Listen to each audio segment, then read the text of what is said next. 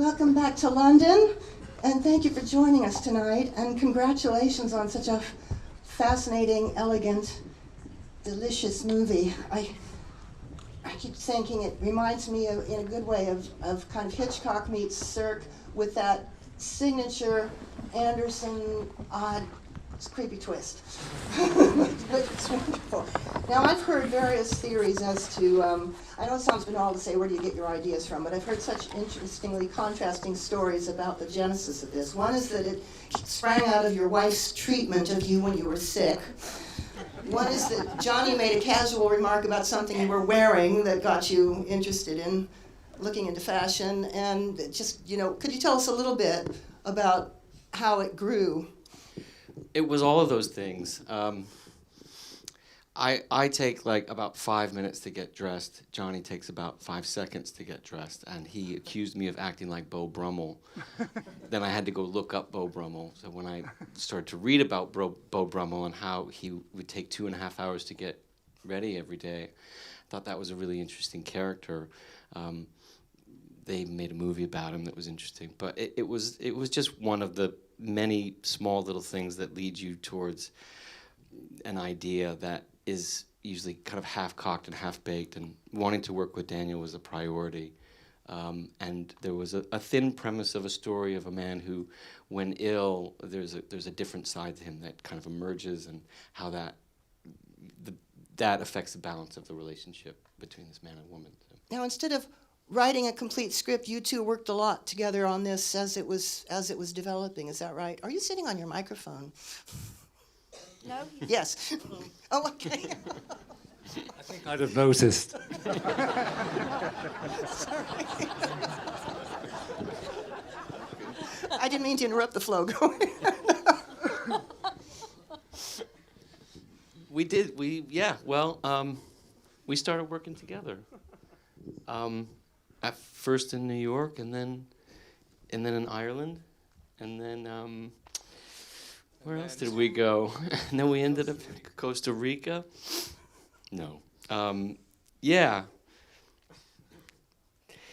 I've never really written with somebody before, but it was really helpful. It was good, I thought. Sitting around the kitchen table, going off in the afternoon, writing some more, coming back. It was good. It was very.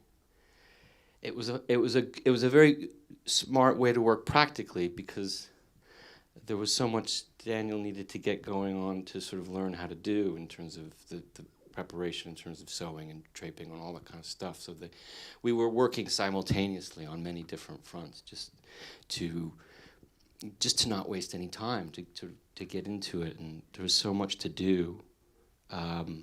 And I think both of us always feel like there's never enough time. So it was good to just get going.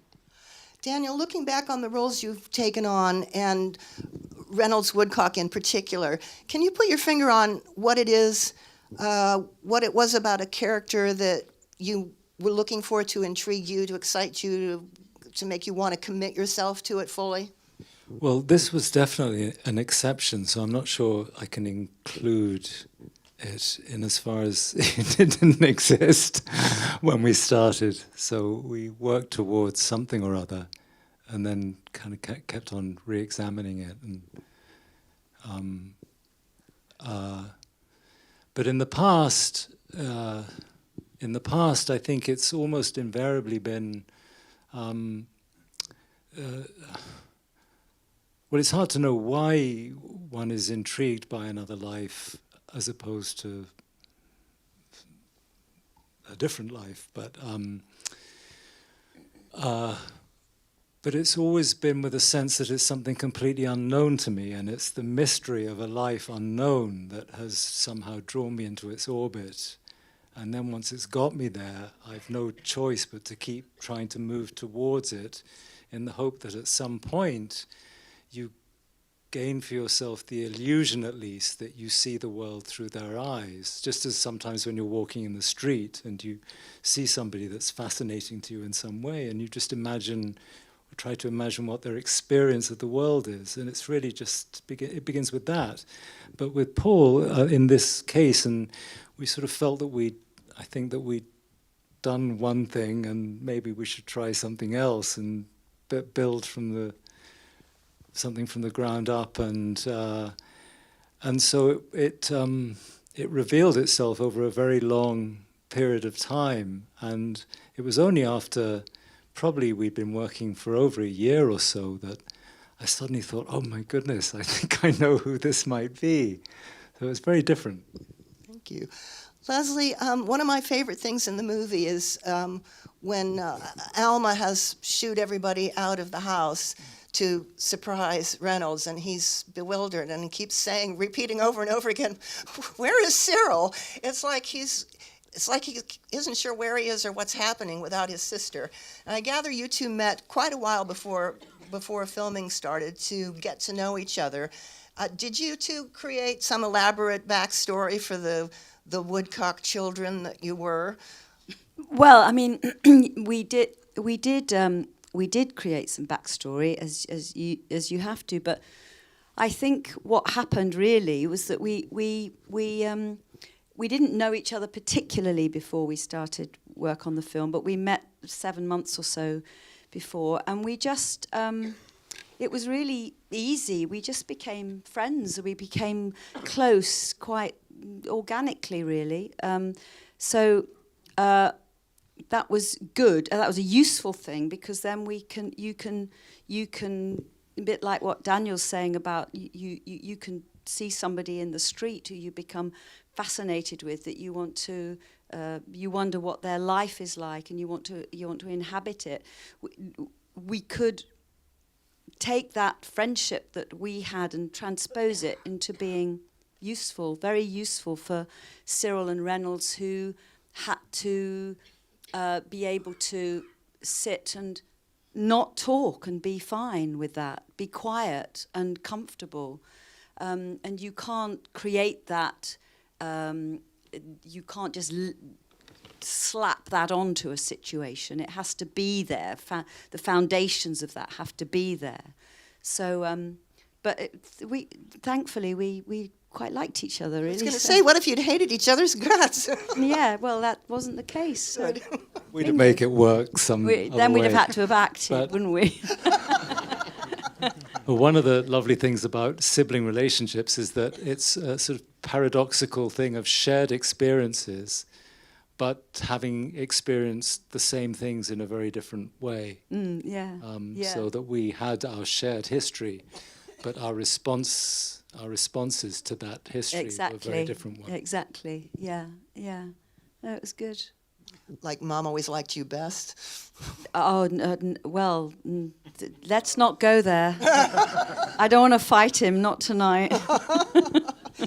Jonny, typically a lot of composers have to do everything at very short notice, and they don't start writing the music until they see a film. But I believe you were involved in this from very early on, and I wondered what kind of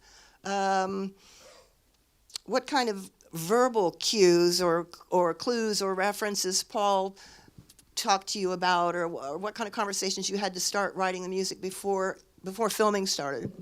Well, he wanted romantic music, and also it to be quite English, and which feels like a bit of a contradiction now I've said that. But just to be very sincerely, felt. And he sent me lots of Nelson Riddle, and I just tried to steer him towards kind of Glenn Gould and lots of Bach recordings. And in terms of English music, I don't know, we never really explored that very fully. There's a darkness there too. I love how just with the piano and strings, 1 minute it's romantic in the classic sense, and then it can be quite sinister or heralding something creepy about to happen in the next moment. Yeah, so, I mean, my instinct is always to look for, atonalities and clashes and darkness in music, and I'm in Radiohead. I mean, it's kind of my day job.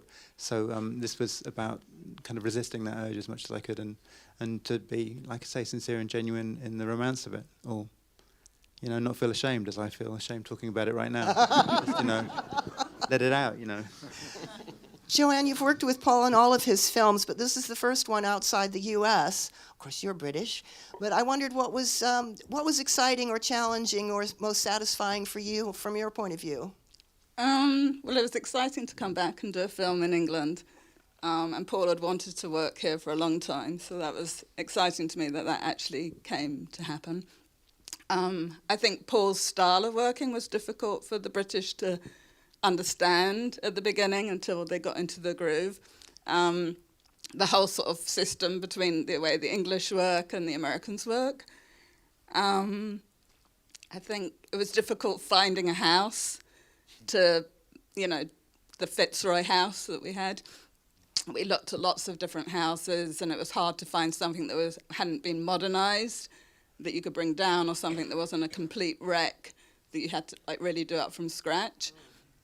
And we had another house in Mansfield Road that we were going to do, and that kind of fell apart right at the last moment, which was at the time a big deal. But we found the place where we shot in Fitzroy Square, which was really way better than the other house in terms of for shots and stuff for Paul, and had this wonderful staircase. And so I think that was the biggest production challenge, was finding that house and taking it over for such a long time, and working with that committee who run the whole Fitzroy Square and begging them for extra days for us to stay there as Paul found more shots. Thank you. I will open to the audience now, but I just have to, you'll have to all forgive me. I have to ask Lesley a kind of a girly question. Did you get to keep any of those wonderful clothes made for you? They're on their way after they've gone. No, Paul did say I could have one of them afterwards, and I'm going to have a coat that didn't get a very big outing in the film, but I could certainly use that, and I did steal the slippers. I'm fessing up to that now. We'll expect to see you rocking that coat on the red carpet, my dear. I noticed a Reynolds Stone alphabet on the back of the wall, and your name's Reynolds, and I wondered if there was any connection. Wow, well done. Oh, and what's the typeface of the credits? Well done. I probably should just pretend I don't know what you're talking about, but I can't bring myself to, because Reynolds Stone was quite an important figure in the life of my family.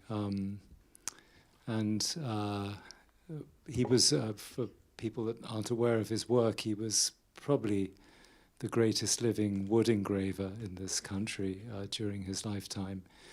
And we spent some Christmases with him in his family house in Littoncini in Dorset when I was a child. And the Stone family altogether were big figures in our lives. And Paul and I had lots and lots of fun talking about names, and anyhow, that's what led me to Reynolds. You're absolutely right. So He's well my done. grandfather. He was your grandfather. What? He's my grandfather. Who is that speaking? That's not Daisy, is it? Yep. It is? Daisy? Yes. Hi. It is I you? can't believe you know my name. I know your name. Well, no, because I remember it, so it must have been, how old are you now? It must have been a long time. 40 odd. I just had a card from your mum, actually. Because I did, that's how you know, because I did warn her. I said that I'd stolen the name, but I remember coming to Littoncini probably about 30 years ago or more, 35, maybe 40 years.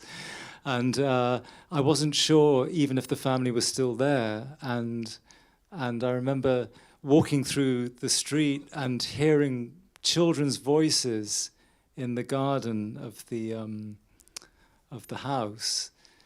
And it had a very strange effect on me because it suddenly made me think that it was us. That reminded me of my sister in that garden when we were children. And we walked into the garden and you wouldn't remember this, but anyhow, and there you were, I don't know what age, you were a child, tiny child. We used to gate crash the garden. Where are you? I can't see where you are. Hi. And it's a wonderful. I want to meet you afterwards, so will you please? And what's a typeface in the credits? Is there a copyright issue here? Because, and I don't know if you noticed, but in my bedroom as well, I had quite a number of your father's. Well, I saw the. I've got some cash on me, but I don't know if I've got them. Was it Did was you it get the Janet typeface? Anyway, well, JoAnne.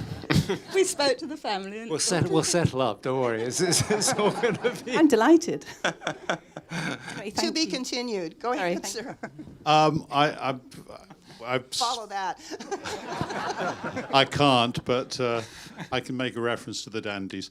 A bit rambling, really. Saw this a little while ago, and I was sort of shocked, and I was a bit less shocked this time, so I was able to follow it a bit more.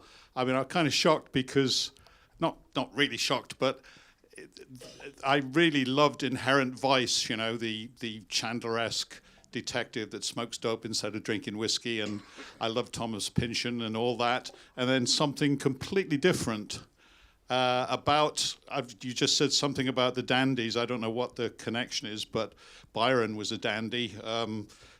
Camus wrote a book about how they were the most amazing revolutionaries, etc. And of course, they were incredibly well dressed.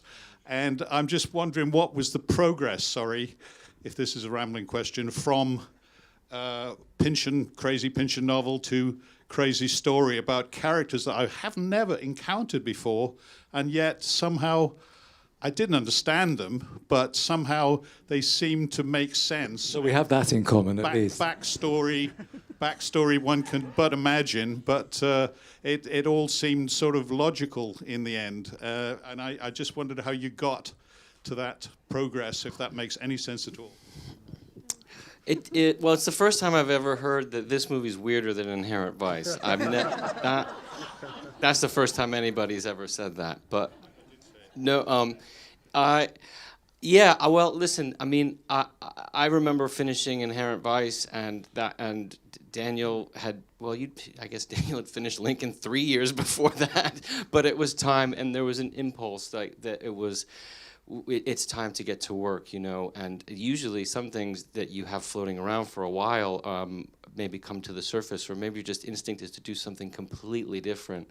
And it was a time that we had together. I remember coming through town having to promote Inherent Vice and say, like, I'm anxious, and the clock is ticking, and we have to get going.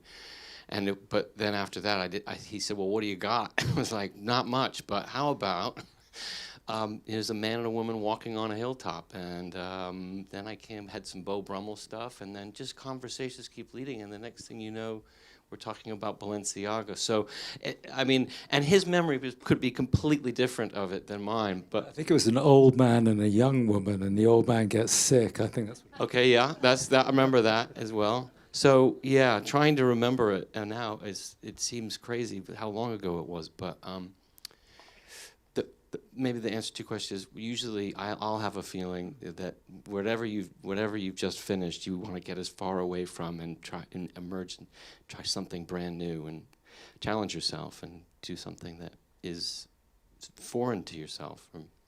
Coming here was foreign to me. Doing anything in the fashion world was completely foreign to me, but it was exciting to get to learn about it. Thank you for a really amazing film, really beautiful film.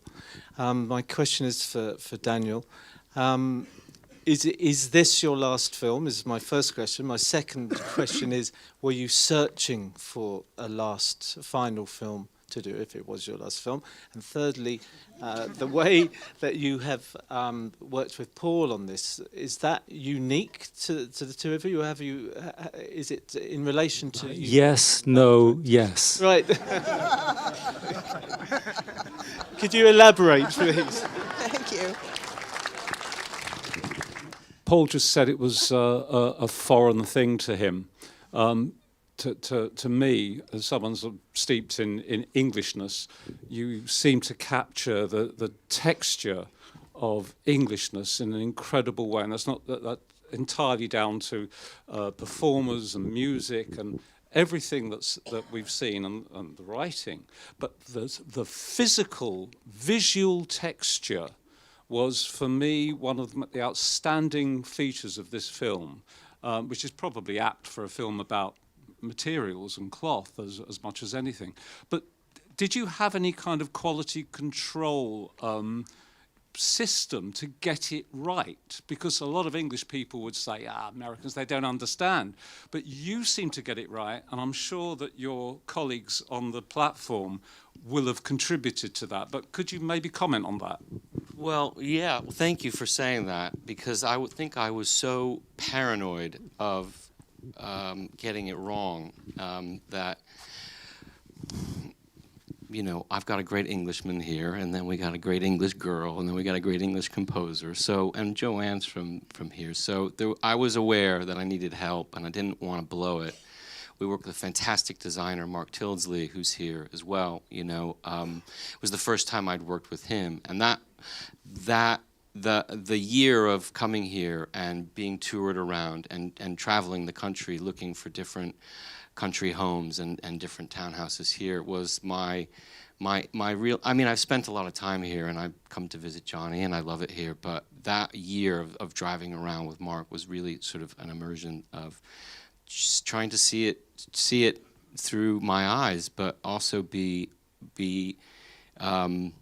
honest to all the research material that we had of those couture houses at the time, which there was mountains of, because they really document their lives very, very well. It's fashion after all. So there was so much great material to pull from that we could recreate, but hopefully not just recreate, hopefully not just Xerox, but to think more deeply about. And it's always funny, you get scared, you wonder when is it going to kind of happen, and then when everybody finally shows up and they're in their costumes and all the seamstresses start walking in and all the pieces finally come together, you breathe a sigh of relief. Everybody's jobs have sort of have culminated in something, and you can feel it when you look at it. You go, this looks right, this really looks good, and making things lived in, just getting all those details right, that yeah, it was very important to us.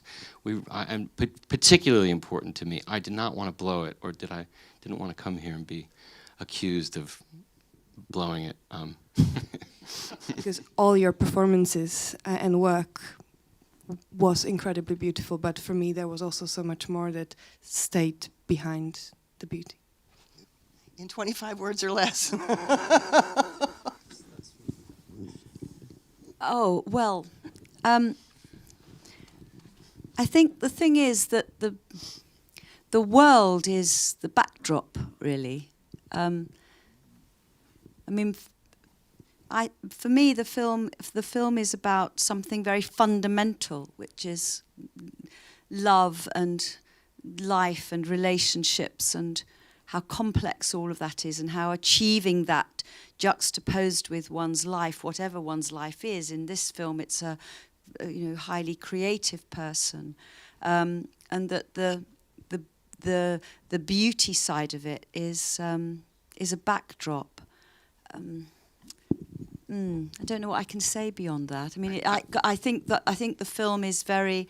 I think the film certainly appealed to me because it's about the human condition and the complexities of that, and in a way, you could make the backdrop all sorts of. Which Paul has a lot, like with the porn industry or the oil industry. I mean, they're very much the backdrop, but it's the human element, which is what brings you into the movie, really. Yeah, but it's a pretty great backdrop. Yeah, it's beautiful. And it's more visual than if you'd done one about a writer, say, or a painter.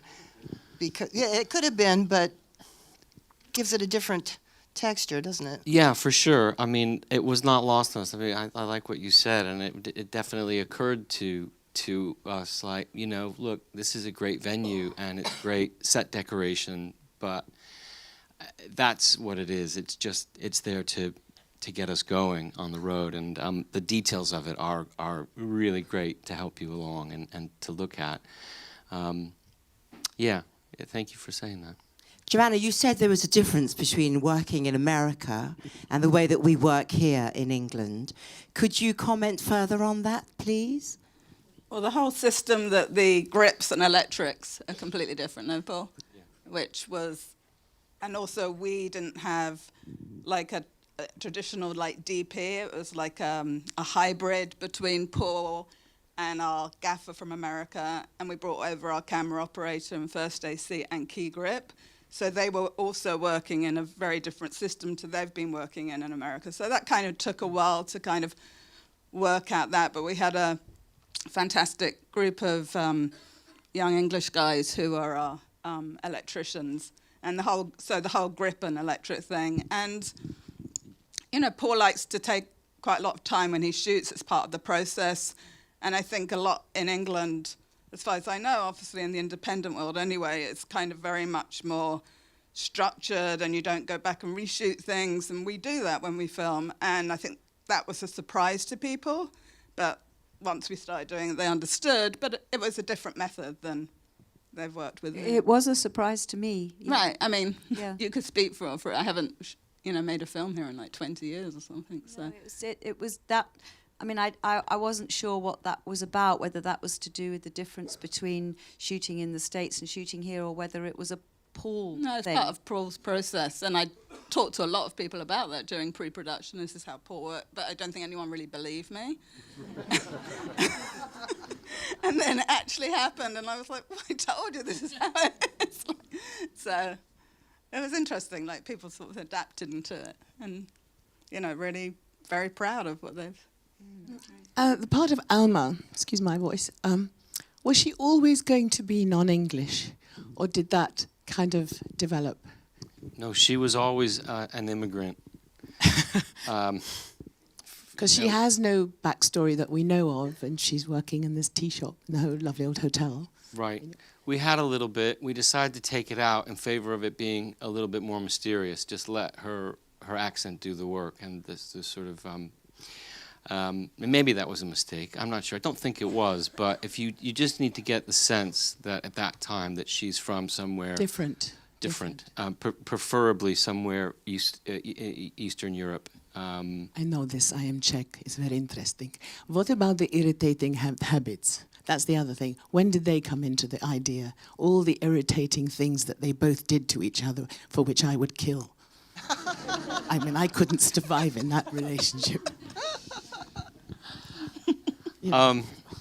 Teacups, apples, everything. Pouring the tea and all that stuff. That was always just an idea that we had in the script that was written. And, well, I suppose things that are charming on a first date lose some of their charm by about, I don't know, it depends. I don't know what your relationship's like, but maybe 3 months in, they start to lose their charm. 3 weeks, I don't know, depends. But that was the idea there. Did you have a microphone in a pot of jam or something to enhance the toast scraping? No, that was that loud. It was that loud. We did not amplify it. I swear to God. My question is for Paul. Thank you so much for that. That was a really amazing film. I think everything from the tone, the style of the film, even the way the actors kind of speak is kind of old school. It almost reminded me of like something like Earrings of Madame de by Max Ophuls, which I know you're a big fan of. I just wanted to know were there any films you watched in preparation for this movie that maybe some directors maybe that you stole from to fit into the... That's the right word to use. That's exactly what, I mean, let's... Everyone does it. So. The most stealing probably goes to Passionate Friends, I would suppose, which is the movie that David Lean made after Brief Encounter. And for whatever reason, not enough people talk about Passionate Friends. It's really a great, great movie that we got just hooked on, like repeat viewings. I mean, I think I must have watched it 6 or 7 times, and I would keep coming back to it. The other one that I Know Where I'm Going is a great Powell Pressburger movies. Well, a lot of those Powell Pressburger movies, including The Red Shoes, came back up again. What else did what else did we have in mind? God, the list is long. I'm blanking now. There's Brief Encounter. I watched again just to sort of get just to replenish there. Oh, come on, we're blanking out. What are some of the others that we? I think those are the main ones. Main ones, yeah. Those are the big ones. And obviously we've talked about Rebecca and Vertigo. Obviously those ones, and Suspicion. Anything with Joan Fontaine. Yeah. Certainly, I Know Where I'm Going was the one that had introduced the idea of the curse, which was really interesting. Mm-hmm. Yes. I love that movie. I was very touched that the film's dedicated to Jonathan Demme. I wish he had lived long enough to see the film. I wondered why in particular this one for him? Well, the last day of shoot had coincided with Jonathan. He died on that day. I found out right before we shot our last shot, which was so crazy bittersweet because he was, if you ever met him, he's the most insanely enthusiastic and supportive person. And so as sad as I was at the news, I had him rummaging around in my head saying, buddy, you got to go finish your movie. It's the last shot. He was a real hero of mine and a close friend, great man. And so that's what ended up happening on this one. Well, thank you all. I want to thank you all for your time and your insights into the film. And congratulations on collectively the 4 BAFTA nominations, 6 Academy Award nominations, and lots of other awards and nominations for your mantelpieces. Great, good luck in the future. We can't wait to see what you do next. And you, sir, and you. And thank you all. Thank you all for being here tonight. Thank you very much, everybody.